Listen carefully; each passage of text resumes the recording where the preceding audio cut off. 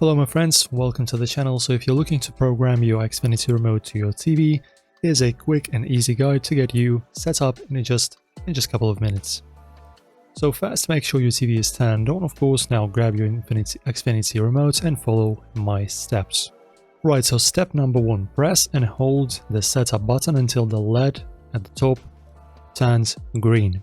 If your remote doesn't have a setup button, press and hold the Xfinity and info buttons together instead.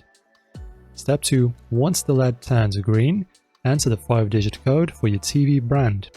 For popular brands like Samsung, LG, Sony or TCL, common codes are listed on the Xfinity website.